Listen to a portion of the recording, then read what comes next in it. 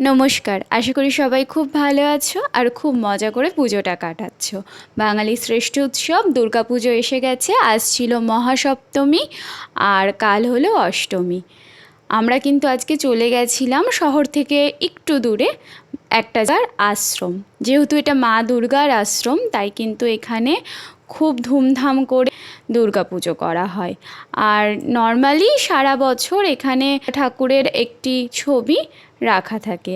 আজ ছিল মহাসপ্তমী, তাই আজ কিন্তু মেন রিচুয়ালস হলো নবপত্রিকার স্থান।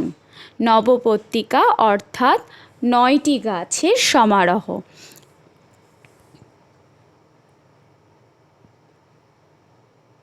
এই 9টি গাছ হলো কলা দেবী ব্রাহ্মণীর প্রতীক, কচু দেবী কালিকার প্রতীক, হলুদ দেবী উমার প্রতীক, জয়ন্তী দেবী কার্তিকীর প্রতীক, বিল্বপত্র বা বেল হচ্ছে শিবার প্রতীক, ডালিম দেবী রক্তদণ্ডিকার প্রতীক, আর অশোক দেবী শোকরহিতার প্রতীক, মান দেবী চামুণ্ডার প্রতীক, আর ধান আমরা জানি সেটা দেবী লক্ষ্মীর প্রতীক।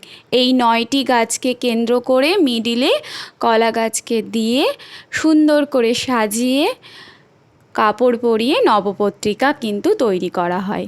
এই যে আশ্রমটা কিন্তু চারিদিকটা একেবারে হাসাডাঙ্গা বিলটা ঘিরে রয়েছে।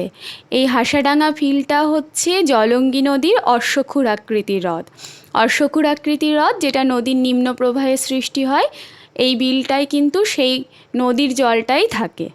আর আজকে কিন্তু দেখা পেলাম পদ্ম শালুক, মনটা ভরে গেল। মা দুর্গার সাথে মহাদেব, নীল আকাশ, বিলের জল আর সাথে পদ্ম শালুক, আর সাথে রাস্তায় কিন্তু কাশটাও দেখেছি। মানে পুজো একেবারে জমজমাট।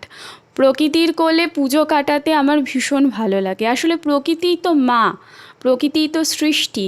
যে সৃষ্টি পুরুষের প্রেমে মত্ত হয়েছিল, তাকে পাওয়ার জন্য তপস্যা করেছিল, সেই দেবাদিদেব মহাদেব পত্নী পার্বতী আসলে সৃষ্টি, তিনিই মহামায়া। তাই প্রকৃতিই হচ্ছে আসল মা।